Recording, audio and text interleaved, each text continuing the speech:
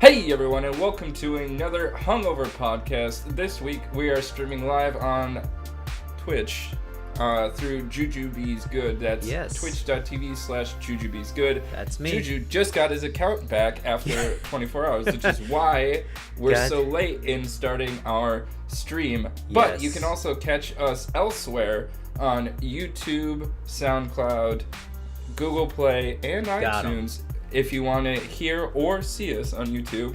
And that would be myself, Ivan, and over there... Julien, welcome to the show, guys. I did that like a pro, man. I know, thank you very much. But unlike a pro, you forgot to mention that they should write us an iTunes review if they get the chance. Because it takes, maximum a minute. Honestly, you don't have to say, you can just say, good. Just type good, and then give us 5 stars. That's all we want, all right? No. Look, you rate us the appropriate amount, but just type good and or first. Yes. I think it's a law of the internet. First is good too. Tell them you were sent by Hungover Podcasts.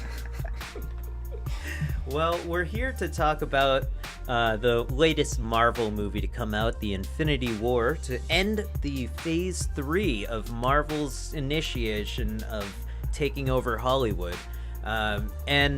And we're going to be talking about that a little later in the podcast, and there will be full spoilers, so I want to get that out of the way. Full spoilers.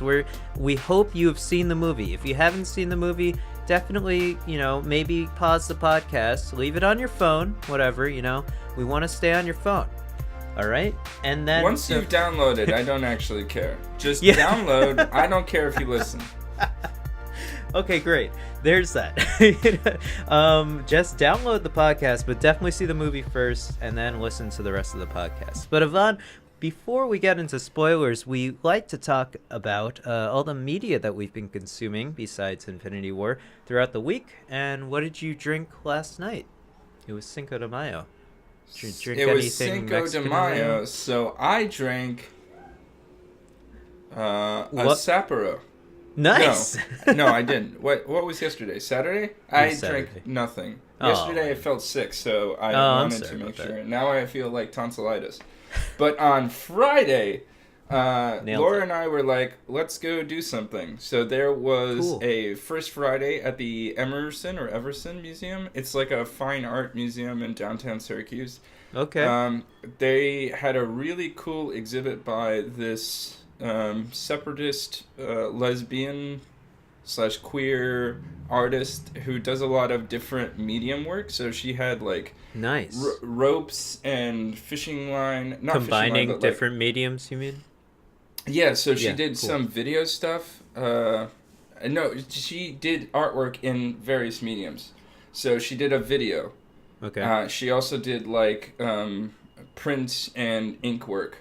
That was kind of like a collage. That is a New York City, like an abstract interpretation of New York City, like exteriors of buildings. So a lot of gray for metalwork and like the water coolers and things that are on top of buildings. It's really cool. Her name was something Pepe. She's a pretty interesting artist. Started... she got her BFA at Amherst, I think. Nice. So pretty strong curriculum and pretty strong lineage of doing work. She started as a ceramics person, so her first major exhibit was this. She made bricks into triangles and then put them on like rollers and put that on a carpet to symbolize like the strength of women workers and taking over the domestic field and the high mobilization of feminist movements. Whoa. That is a lot to put in a piece of art. It's pretty exactly, cool. Especially when it's just like a triangle and it's and just then one four thing. rollers underneath it that look like chalk, like fat chalk that you draw on the sidewalk on a carpet. Okay. But you have to think of everything in order to put it there. So it's part interpretation, it's part thinking of it and then putting it there. And I tell you, just because your son could do something like that doesn't mean your son did that. All right? That's all I'm saying. She did it first. exactly. And that's all that matters. But one of the cool things that she does is like the rope work or chainmail work that she does. And she is interested in that mobilization factor, and like building community, but she also allows her artwork to be deconstructed and then repurposed for other things, like making scarves or clothes or other artwork. So it's an interesting take on the whole community building and deconstruction of spaces. That's awesome. And we were at this museum for about an hour, and that was a stretch. That was too long? It was, we visited literally everything that they had available to the public that day. Oh, okay. Wow. Okay, so it was just a small museum. In an hour, yeah. Okay. It's not like the Met, which is the worst museum in the world. You couldn't go through the Met in 2 days. You couldn't. You couldn't even come close. But they did have Southern Tier giving out samples. So I had the Southern Tier Blonde Ale, which I didn't like, but they claim is infinitely drinkable. I like a beer that has a little bit of an interesting flavor. Like, ales don't really appeal to me in that they're too bland. Mm-hmm. Wheat beers don't appeal to me in that they're too sweet. But they had a IPA there that wasn't their standard Southern Tier IPA. It was a different one that I can't remember off the top of my head. That was pretty good. And they had a blueberry sour wheat beer, which was actually the perfect amount of tart and sweet in a beer to counter the sourness, the sweetness. Yes, that's pretty cool. How I had a wheat beer on Friday. What was your wheat beer? It was Oberon Wheat Ale. I don't know if you've ever had it. I'm just looking it up. I'm surprised I remembered it. It was pretty good. I mean, I went to my friend's place, and he was just having some friends over because one of our other friends was visiting town for the weekend. He's been in California for like ever now, I guess. So it's pretty awesome to see him again. And we just sort of had a cool artsy, like get together with the wine, and it was an adult party, that sort of thing. Smaller party with wine and food. We made some pizza. It's pretty awesome.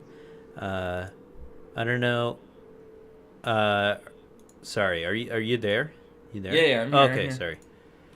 Your face looked like it was like there was a technical problem or something. No, there was, my door opened and I thought it was a ghost. Turns out it was just the wind. Okay, sure. That was famous last words. Yeah, so because I looked up and Laura wasn't there, so it had to be a ghost. Yeah, I had that, and also I had a Pinotage, which is a South African grape that is only grown in South Africa. It's a cross between a Pinot Noir and a Hermitage grape. It's they tend to be a little, so they can range from sweet to dry depending on the vintner, but this one was a little sweeter. I liked it. It's a red wine. It's pretty good, personally. I think it's pretty nice. Pinotage. Yeah. I personally like them too, and it's cool that I think they're only grown in South Africa as far as I'm concerned, as far as I know. So that's also pretty cool. So it's also makes it difficult to find in America. But that's what I did. Of course, I saw Infinity War, but I beat God of War, Ivan. I also beat God of War, which was very exciting.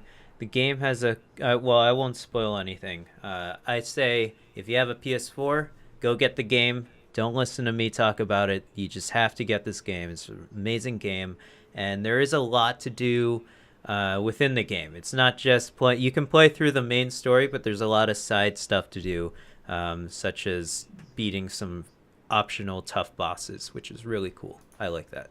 The combat in the game is really cool too.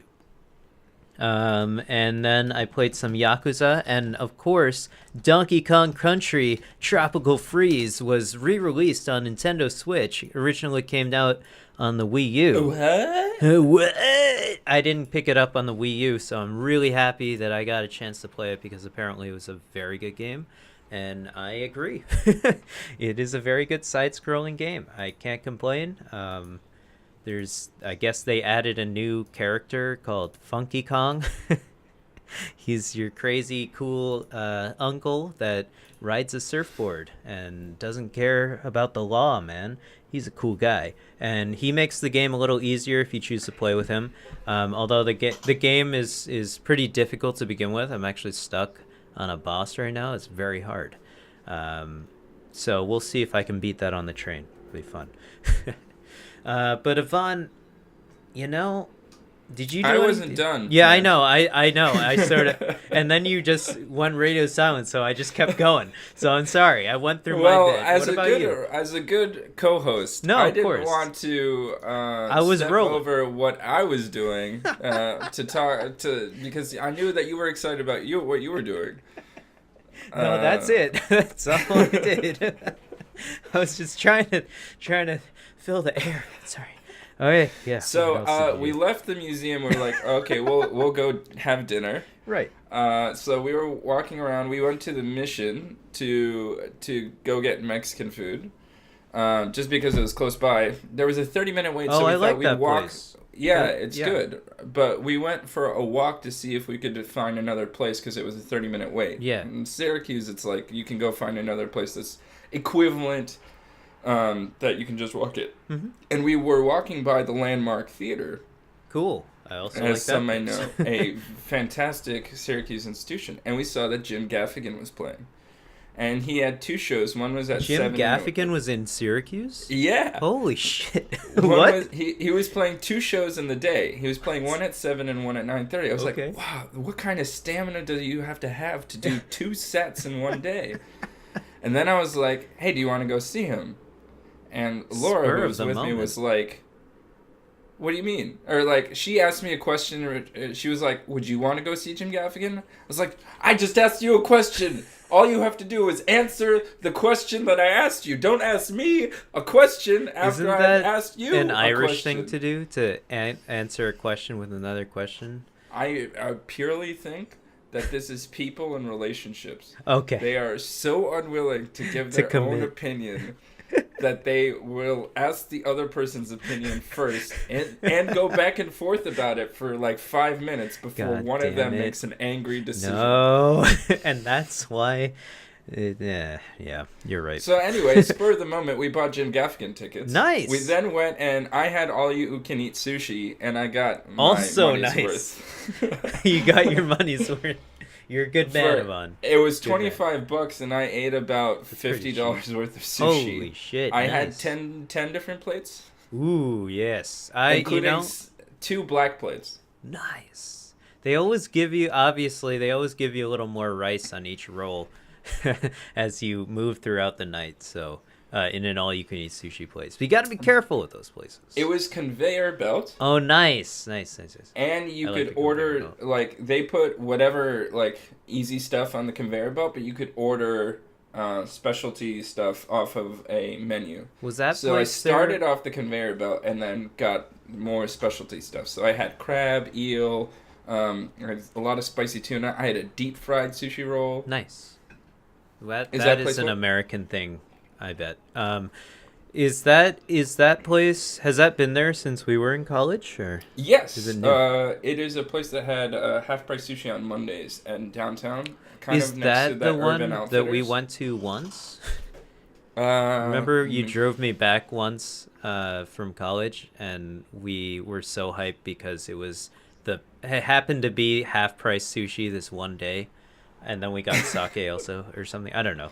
It was either that place or the Korean place. Yeah, it's the Korean place. That's This is a different place. This is a place downtown. Okay. Anyway, it was pretty good, and I had a Sapporo, and then I went and watched Jim Gaffigan, and he had an opener. His name was Todd Alexandro, who I think was even pound for pound funnier than Jim Gaffigan. Pockets. He did the Hot Pocket routine. Did it.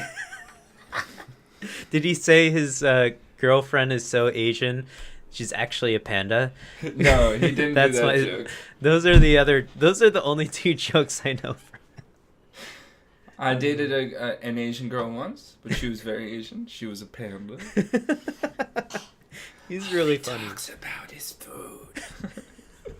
Anyway, Jim Gaffigan was really, really funny. I think it's encouraged Laura and I to go see more comedy shows. There's a comedy, like a smaller comedy store type place in the mall that we might go see more often. So I might have more comic adventures. Speaking of comics, I also saw on Netflix John Mulaney's new Netflix special. Or at least I saw half of it. I came back. What was it, Baby Hollywood or something? Yeah, I think so. It was on the it was pretty funny. It was a crazy stage thing behind him, like a very elaborate this is all I can remember from it. Very elaborate, colorful curtains that were, very well designed, I guess. I mean, he was really funny too, obviously. I thought it was he had a bit about Trump where he it was funny, where he related Trump and America and Trump being the president to a horse being let loose in a hospital. But yeah, I mean, obviously I would never be able to tell his jokes, so or deliver them in any logical fashion. So go watch it if you have a Netflix account, or steal your friend's Netflix account and watch it that way. Allegedly do that. Okay, what? You're right. Do it allegedly. I pay 100% for Netflix. Yvonne, do you know... Yes, the other thing is that John Mulaney and Nick Kroll did a most hilarious show called Oh Hello on Broadway. Oh, cool. If you haven't seen it, I highly recommend it. It's one of the funniest Broadway shows ever created. Is it still on Broadway? I don't know if it's still on Broadway. I didn't see it on Broadway. I saw it was on like Hulu or Amazon or Netflix. It was on one of them. It's hilarious. They're awesome. Playing like old guys who are trying to make it into Hollywood still. Yeah. It's great. That's it's cool. On Netflix. Well, Yvonne, I can't think of how to transition from that to Infinity War. Do you know have what is also a comic, but of a different sort? Avengers Infinity War. Yeah. It's been brought to screen on the great silver screen by Disney's Marvel. Yes. In the culmination of Phase 3, the end of Phase 3, but the end of Phase 3 Part 1, because there will be a Part 2. That I know there is a Part 2 to Infinity War. Yes, Avengers 4. And that's the end of the Phase 3. Is that the end of Phase? I thought this was the end of Phase 3. Okay. That's the end of Phase 3. Okay. Well, Yvonne, how many hungover gaming seals of approval does this movie get from you? This movie gets 5 Angel Pirates out of 5.5 Angel Pirates for me. Okay, 5 out of 5.5. That is... What is the percentage on that? I don't even know. Hey, but you all figure that out. Yeah, probably like 95%. That's impressive. I'm glad you liked the movie. Finally a movie I like. Yeah.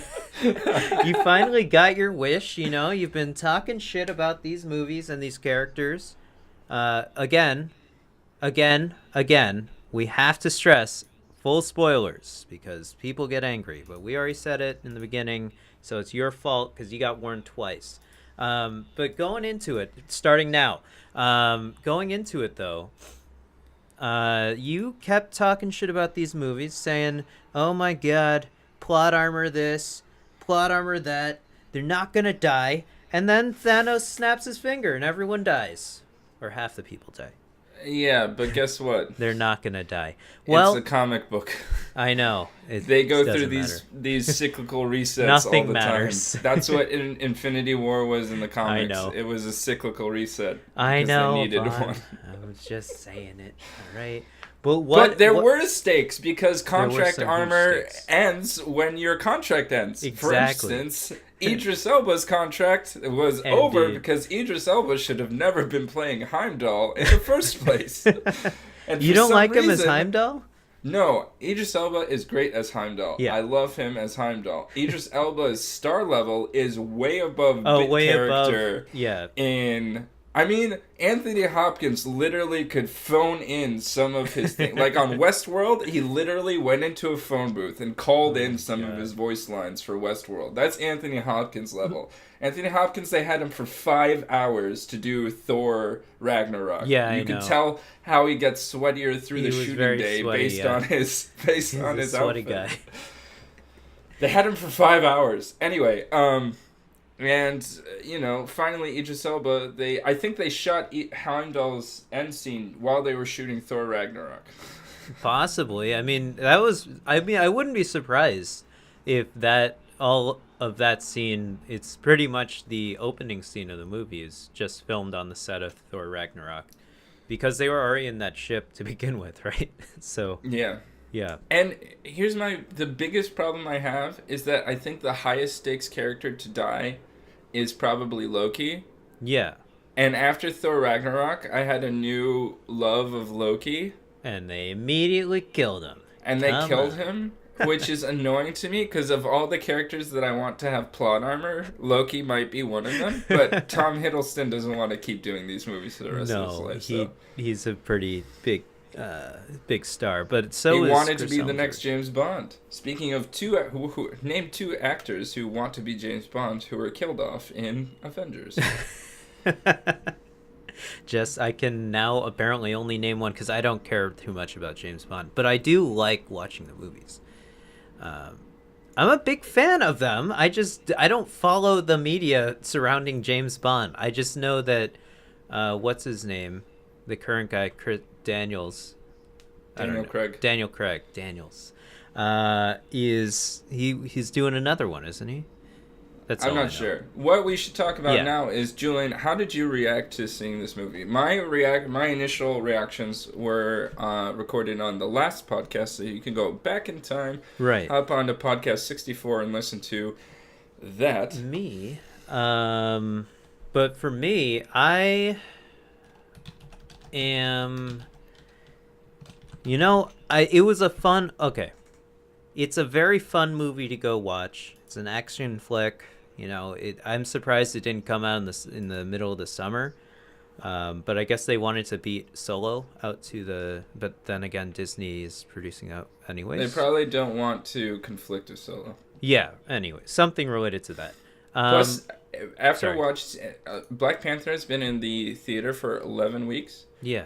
Avengers Infinity War will be in the theater for all summer and raking in as much as it's raking in now, like, for the next month and a half. So, well, I'll tell you, it is a very popular movie. Obviously, we've built up. We've seen 10 years worth of movies, so it's really cool to see the Avengers movies, because and I'm glad that they had the same director, right, for all three of them, if I'm not mistaken. I think for so. The Avengers movies? Yeah. No. Joss Whedon directed the first two, and this one is directed by the Russo brothers. Okay, never mind. Well, anyways, I guess it's not related, but I mean, Disney, you could tell there was the Disney level of polish that you get for all of these movies pretty much, but they go in extra hard for the Avenger movies. So this movie had to tie up a bunch of loose ends, had to perform with all the set pieces, all the cool... That's a video game term, I know I said that. But all the really cool, crazy fight scenes and things, large-scale action, multiple heroes at the same time. Set pieces works for this too. Video games get set pieces from movies, so... That's true. That's very true. And then... Yeah, I'm just saying you were correct in your lingo. Okay. You're doing well. I'm right there with you. Thank you, Ivan. And they had to... What I think they did best with this movie is make me, I mean, for a little bit at least, like, make me care about the villain, or give some sort of interesting villain. Hey, Brookworm, welcome to the chat. Thanks for stopping by. And also, you haven't seen Infinity War, so all right, see you later. Fair enough. We're talking about spoilers. But thank you for stopping by. But yeah, so what they've done is they gave instead of having sort of a villain that was not too interesting. Like, honestly, I can't remember any of the villains that anyone fought in any of these movies, to be honest with you, except for Black Panther, and that's only because I just saw that movie. I agree. Most of the Marvel movies, they fight basically the mirror image of themselves. Yeah, right, exactly. Versus this guy who isn't really a mirror image of anyone in particular. Mm-hmm. And seem like he has a more well-rounded backstory. I think that part of making the villain the centerpiece that holds the story makes him more interesting in general. So because it's the Avengers Infinity War, whatever this movie is, basically follows the path of Thanos throughout the whole thing. Yeah, and how all of the characters interact with the path of Thanos, as opposed to the reverse, where you don't really see what the bad guy is up to, and they don't interact too much until pivotal clashes, and then you get laser fights. But I believe they were allowed to do that because they've been making movies for 10 years. So we already know who Iron Man is. We already know who Captain America is. We know where they are in this point in time because, we've seen 10 other movies because of it. So we don't have to develop their character anymore. We just want to see them fuck shit up and be cool on screen.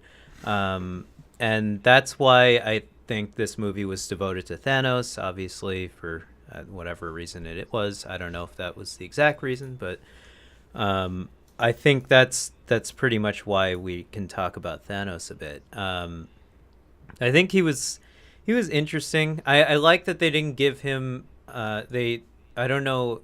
Do you know who did his voice? I'm sorry. That's Josh Brolin. Josh Brolin. Yeah, I'm glad that they didn't give him such like a seriously menacing voice, or like Christian Bale's Batman or something like that.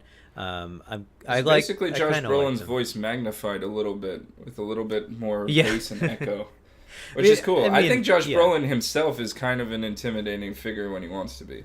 I'm not saying I'm not in, but as like a distorted version of his voice, it made Thanos seem more palatable, I guess, as a I fully agree. Yep. So I like that, and they even made him cry when he had to kill. So Gamora's gone, huh? Not that anyone cared about the what are they called? The Guardians of the Galaxy, except for Rocket Raccoon and Chris Pratt. Star Killer. Groot. And Groot. Star-Lord. I was close. Everybody cares about all of them except for Gamora, basically. That's why they killed her. Because Gamora is the least funny. And also, she's green. I don't know. It's so difficult to key out. That would be... How do they film those scenes? What is going on? You very carefully during each scene just cut around.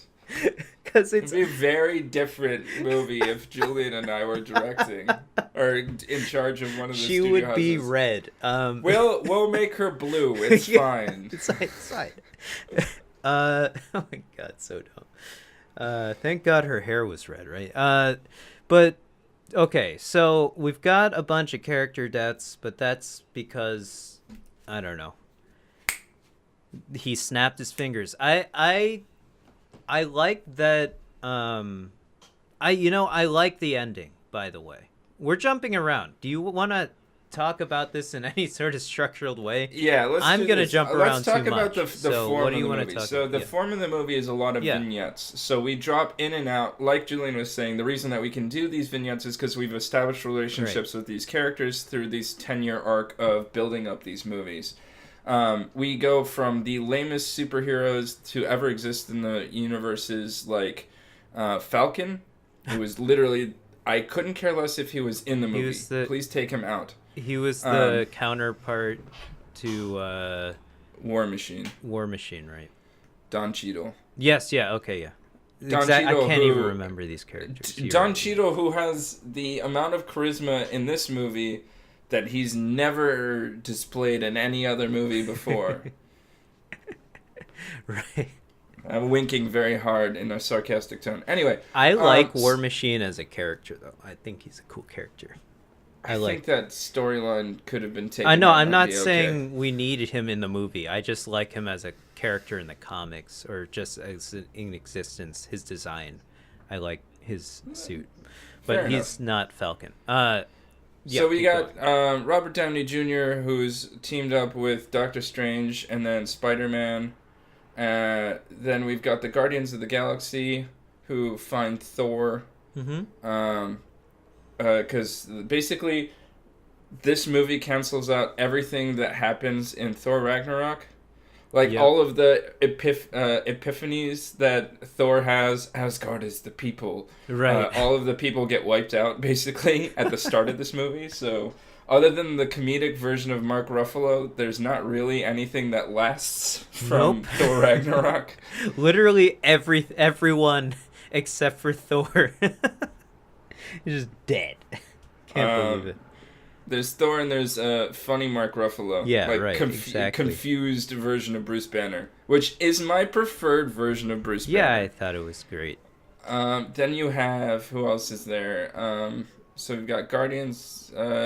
There's like this kind of plot device of Captain America, ScarJo, the Vision, and the Scarlet Witch. That's her who name. is Elizabeth Olsen. Mm-hmm. Who is the best Olsen twin, or best Olsen sibling, because she started with nudity. Just kidding. I know nothing about her. Okay, but keep going. I don't know any actors, but you know this.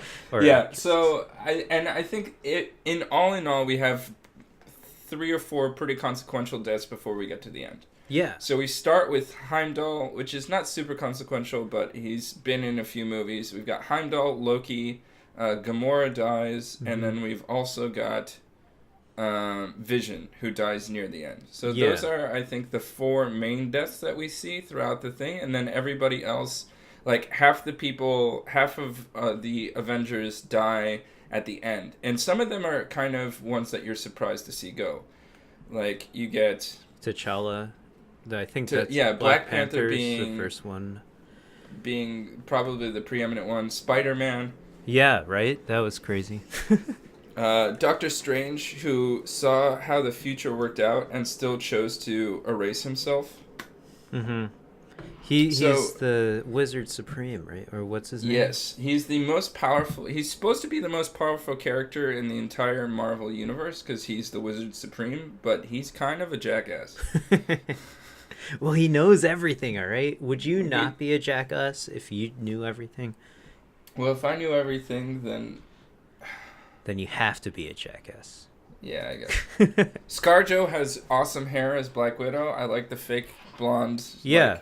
Was that left over from another movie or that she was filming, or is there a reason why that she has blonde hair now?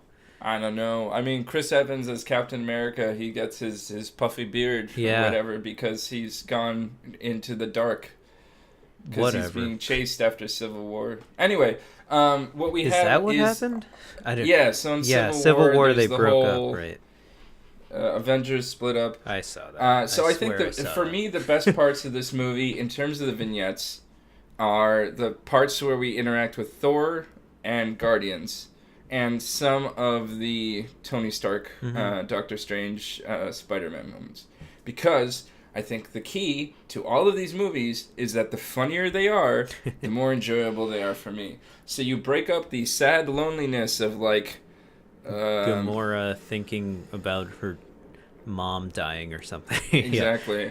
With what's his name? Dave Bautista's character, Drax the Destroyer, going, "He looks like a pirate and an angel made a baby." And then you get Chris Pratt trying to be like manlier than Thor. Did you just lower your voice? No.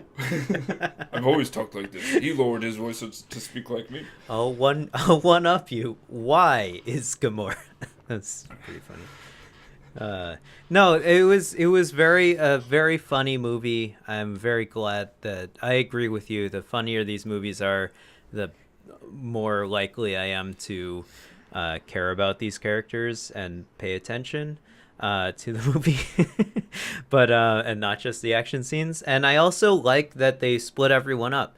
I think that's it would be too daunting of a task to have a coherent story with all of these characters having somewhat of a central role, because you would have to try to give them a central role together and have them interact with each and every one of them. And there's what, I don't know how many characters, maybe you get 10 like or 30 20 people in a room, and it's impossible. gonna be impossible. Also, it's unlikely that you could get all those actors in the same set for that many hours, so it's too expensive to do it. But they are under contract, but they're under contract, but it's still, they're not all living in the same place. I doubt it, right?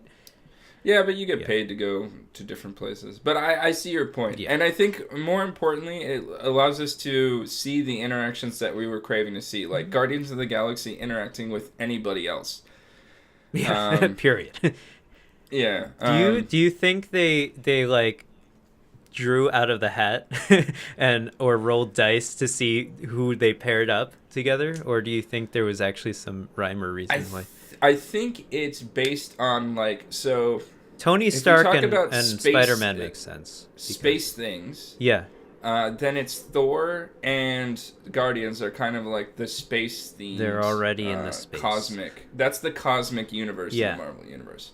Then you've got Earth, like, justice-based, and then Earth, like, selfish kind of something based. Like, the justice base is going to be like Black Panther, Captain America, ScarJo. That group of people, that side of the Civil War, and then the other side of the Civil War is like Iron Man and Spider-Man, and apparently Doctor Strange. Okay. So it's not, so in the DC universe, it's like cosmic, Earth, and then magic, but it's not broken up the same way in DC. I see. Or in Marvel. So that was I think the kind of idea. So you get half of Captain America Civil War allowed for you to have those two Earth-based groups, and then the space group is Group Z. Makes sense. So that's why you split them up that way. Okay. I like the idea that they drew out of the hat, but that's I think that's how Doctor Strange ended up with Iron Man. He's just there. Yeah. Okay, we need a catalyst who knows something with Iron Man when he's interacting with Peter. Right. Star-Lord. Who could that be? Okay. Doctor Strange. We didn't know where to put him. He's already in New York, so there you go. So what was your favorite like moment of the movie? If you had to pick one. Let's see. I probably I liked the scene where so Vision and Scarlet Witch. Yeah. Elizabeth Olsen. Yeah. Okay, that doesn't help me either.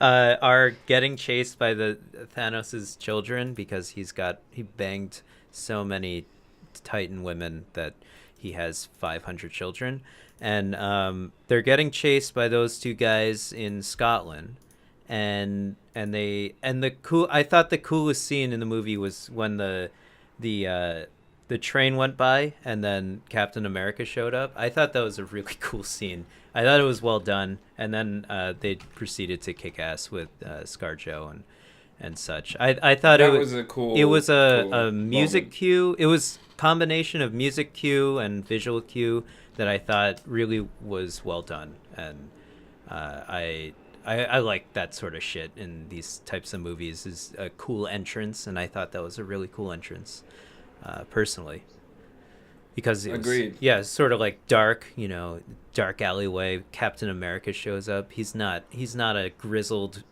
guy, but he is now. So I thought that was pretty cool. His first appearance in a while too, actually. So it made sense that it was very important scene, I guess. I don't know. I liked it, and yeah, I'll tell you a scene I didn't particularly like was when and this is a scene where everyone was together. So this was the fight that everyone comes back and we're all fighting in Wakanda. I didn't like that scene, that whole action sequence, because they're fighting. This is actually something I don't like about these movies, is they end up fighting hordes of zombies, essentially. That's what they were fighting. I hated that. And I don't think that's, I mean, they have to be fighting something in these large scale battles, right? So I guess, you have to make a generic enemy, but I don't think that this was the type of enemy that they should have made, personally. But I don't know what type of enemy you place in that situation. But it seemed like they just it was weird, because it's right? like the first time that we're seeing that this creature exists in the arsenal of Thanos. I mean, it's interesting that, like, okay, they're saying this universe is large, we don't know everything, and that Thanos his power is so great that he has the ability to bring these creatures to bear. Yeah. But does that mean that this horde was also cut in half initially? It seems like this horde is way too big to begin with to be sustainable. Wouldn't Thanos disagree with it? I have no idea at all. I think it just seemed like they were scrambling with time, right? So the movie was going, I mean, it's a 2 hour and 45-minute long movie. Everyone's split up, but obviously it's an Avengers movie, so they need to have everyone fight in one big fight scene at the end, or at least, or in the middle or something, right? Yeah. This is it. Like, they have to, and it's also called Infinity War. There has to be a war scene. So and the expendable characters that they can have that make sense in the universe are the Wakandan army, right? So I guess it makes sense to have that sort of populate the war scene. And that's probably the only reason why they were in Wakanda. I guess they were there to get the Soul Stone out of Vision's head, but Not yeah, the Soul Stone. The which stone? The Soul Stone was the one he had to kill Gamora for. Oh, sorry, the orange stone. I don't know which one that is. Intelligence Stone or whatever it is. Is it the green is time, power, space, soul. Oh my god. Stupid.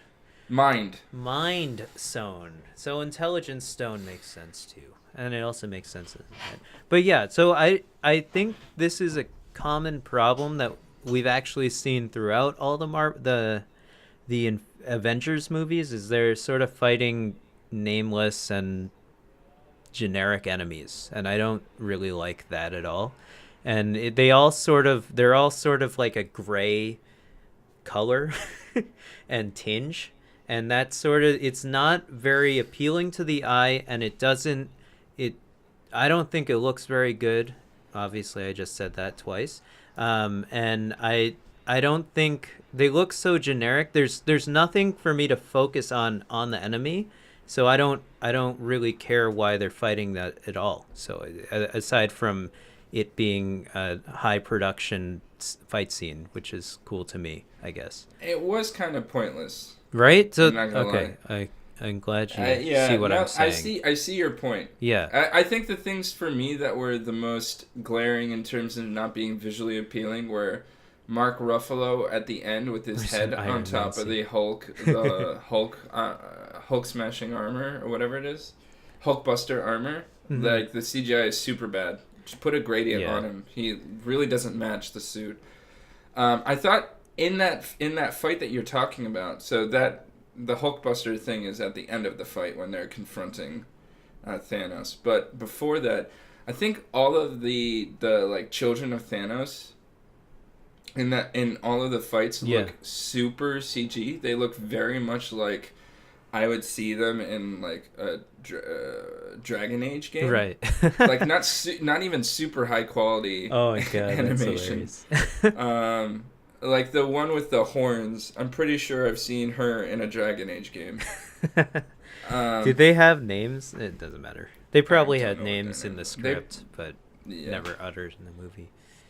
They're just random children of Thanos. Yeah. And then Sorry. I think the thing about this was this movie had really good fight scenes. Like the first fight scene between like Loki and Thanos and Hulk and Thanos. Mm-hmm. I thought those were great. And then I was like, why couldn't Black Panther look like this? Right.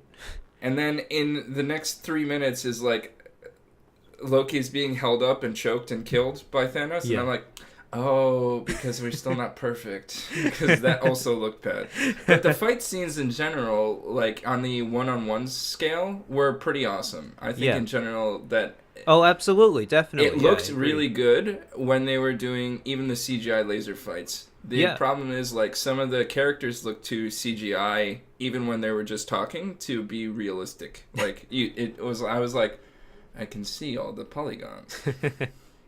Yeah, no, that's... Okay, so the movie I equate that fight scene and a lot of the Avengers fight scenes to is the Transformers franchise with the newer movies. I guess they come out with one every year now.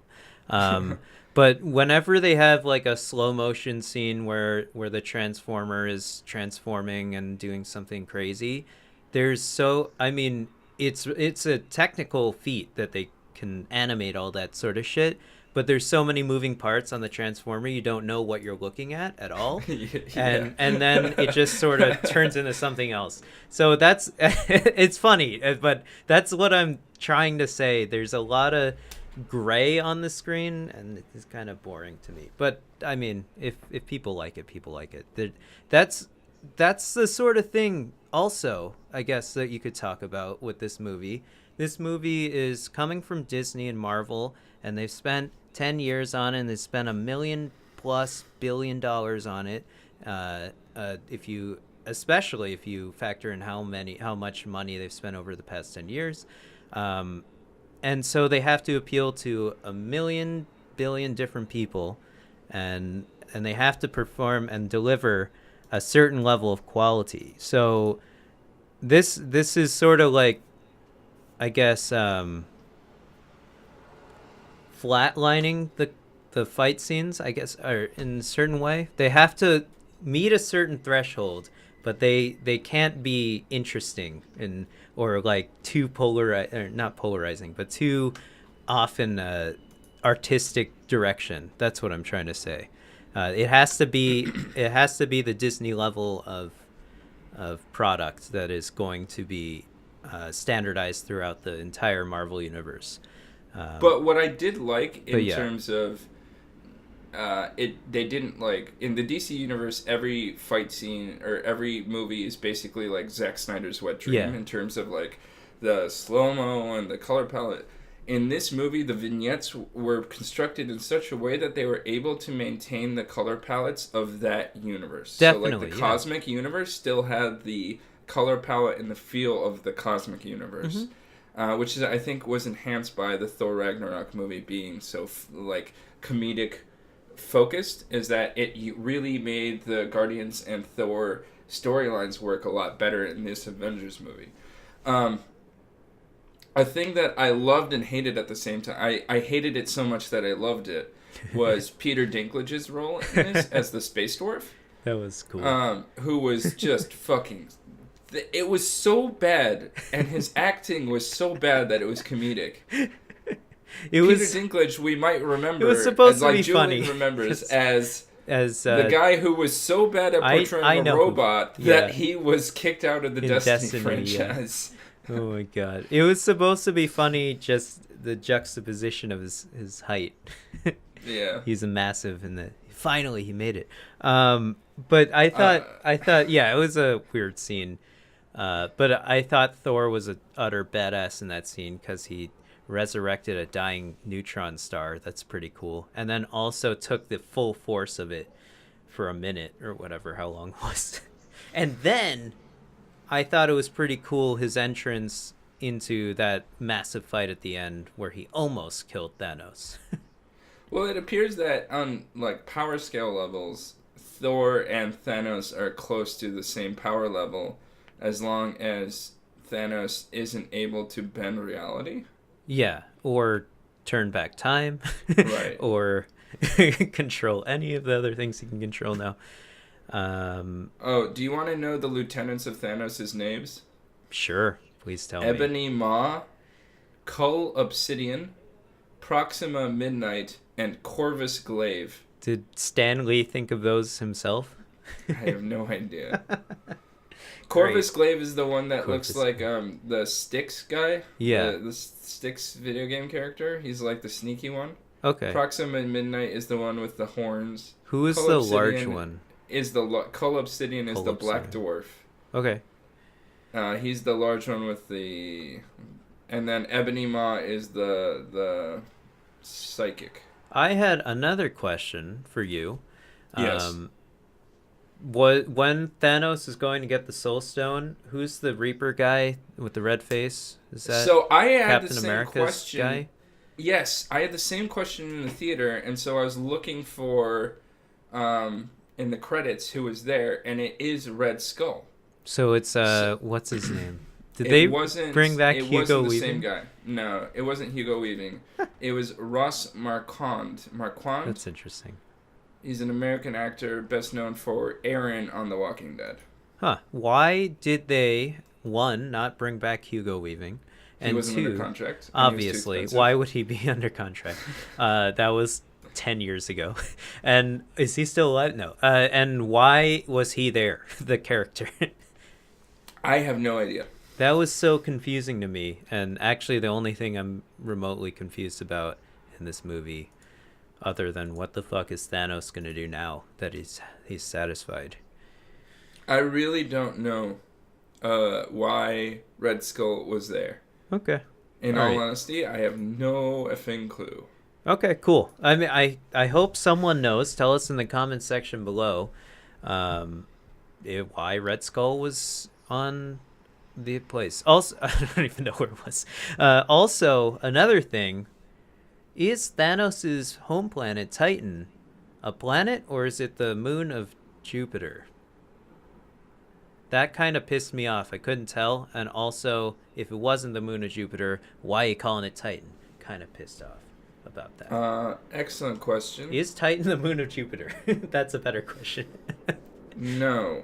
What is it Saturn then? It's based on Saturn's real life moon of the same name, but it's Saturn, not. sorry. But it's not. Okay. Why based on? You mean the exact same name? What is it? The exact same name and look as the current Titan, but then they created a backstory of what it was before that. Just kidding. Marvel's great. Thanks, Marvel. All right, whatever. That's a minor No, gripe. so I fun. actually had that like same question, and Wikipedia answered it for me. That's awesome because so many people ask this. Look, the point is, this movie is super fun to watch. I mean, Yuri, I hope you leave satisfied. I think I was very movie satisfied. Has everything that you want. I think people might be surprised how little Black Panther was there, but I think definitely the Marvel executives were actually caught by surprise at how successful Black Panther was, and I think that they had already started asset building and shooting for part 2 of this movie, so they couldn't change like T'Challa disappearing and different things. So I think that they inserted as much Black Panther stuff as they could, but they were actually limited by what was going to appear in the second part for expanding that role. Well, how much do you think of the next movie they filmed already? Because it's coming out in May, apparently, of next year. I think it should be. Do you? Is it close to wrapping up? Is it done? What do we know about it? I think it must be. It must be. I think they must film through the summer, and then it's all some nerd on the keyboard just making the movie from there. I just assume kidding, that just a joke, I know. It must be done because most of these take so long in the post-production. Yeah, I know. I mean, if you watch did you watch the after credits scene? You would have to watch the whole credits. That's what I was trying to get to. Did you watch? Yeah, I saw the after credits scene. Yeah, so Captain, I also had to look it up because I don't know any of these damn heroes, but I know who it Captain Marvel, is. I looked it up, sorry. Carol Danvers. Yeah, I know. Brie Larson. Yeah, Brie Larson is Captain Marvel. I saw a funny meme where they were comparing Brie Larson's butt in the suit to Tom Holland's butt in the suit, and it's a really funny meme. I don't know if it's Photoshop, but it said sometimes life isn't fair because Tom Holland's had the nicer butt in the suit. But yeah, so I mean that is the only known movie that we know of that is scheduled to come out and takes place after Infinity War, correct? I think that's. I don't know where Ant-Man when Ant-Man takes place. And also Ant-Man, I think. Also, a character we didn't see at all, even though he's mentioned in the movie. Yeah, Ant-Man and Hawkeye are not present in this film. Maybe that's the point because he's so small. But yeah, I don't even know why he's part of this universe, but the Wasp they ruined his movie, I think.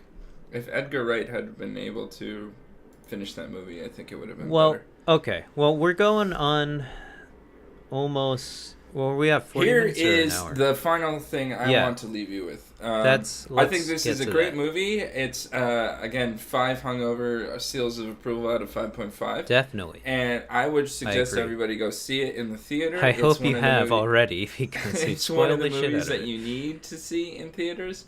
And look out for On the Planet Nowhere. In the collector's collection, look out for a Blue Man. Because the Russo brothers also directed the series Arrested Development, and they included a Blue Man as a Easter egg in the collector's collection. That's hilarious.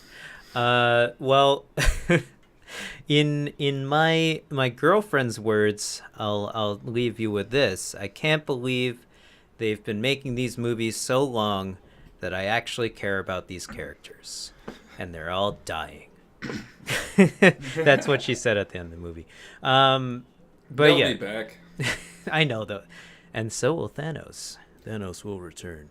I like that they put those at the end of those lines at the end of the movie in text. Thanos will return. That sort of reminds me. I mean, not that I was alive in like the fucking 50s or the 60s, but it reminds me of that. Speaking of James Bond, they always put that at the end of the James Bond film. Yeah, James Bond shall return. Exactly, it's an homage, I suppose, to James Bond. But yeah, so I mean, you guys know, I do like action movies. That's apparently the only movies I see nowadays, and I like this movie a lot. I thought it was pretty good, but I can say that about the 2 other Avenger movies too. So I expect to. I went into this movie expecting a lot, and I don't think they disappointed at all, honestly, aside from that fight scene that I guess I have some minor gripes about. I mean, it was still a cool fight scene. It's fun to watch. It's like, this is cool. But it's not like a life-changing movie or anything, which I feel like a lot of people have all these preconceived notions, and they care about the lore so much. Like, I don't know. For me, not that important, but to each their own. That's how I look at it. To each their own. But yeah, I can't wait to spend $1,000 on all of the Marvel movies when they're done making this when I'm 100. But Ivan. Yeah, I paid money for this. I didn't use my movie pass. Why? Because I went to see it in a very large format, which was unsupported by movie pass. Okay, cool. Well, Ivan, you know what is I don't know. I was thinking of a segue, but I just missed it. Post-credits, just like the post-credits scene of the Avengers, brought to you the new Captain Marvel movie coming soon to theaters near you. Our post-credit scene is a segment that Julien likes to call Hungover Radio. I don't like to call it anything because usually I'm never asked to present a song, even though I have good ideas. You do, Ivan. It's just I remember that we have this segment while we're recording it, so I have to come up with a song, and I try not to get copyrighted by Nintendo, but today I found another Nintendo song because I fucking love their music. God damn it, Nintendo! We're going to be playing something that's not related to Marvel because we can't play any Marvel songs, obviously. But I mean, I guess at this point we might as well because we're gonna get copyrighted by DuckTales, a Capcom game on the NES that's been remastered many times, or at least once, actually, only once. And it's on everything now. So go check. The game's actually pretty cool. Really good platformer. And definitely worth a shot if you are into platformers. I think check this song out. It's just the Moon theme from DuckTales. I think this is actually a really good song. I like this song a lot. But Ivan, thanks for giving us your opinions on Avengers Infinity War. Infinity War. I am glad you liked the movie. Did it restore your faith in all these superhero movies? No, but it didn't restore my faith in anything, but I did enjoy it. Okay, well that's good enough for me. I'm glad you had a good time. I definitely enjoyed the movie. I hope you guys enjoyed the movie too. Tell us in the comment section below. Keep the comment section free of spoilers, I suppose. But keep the conversation going anyways. Whatever. We'll catch you guys next week. Bye. Bye.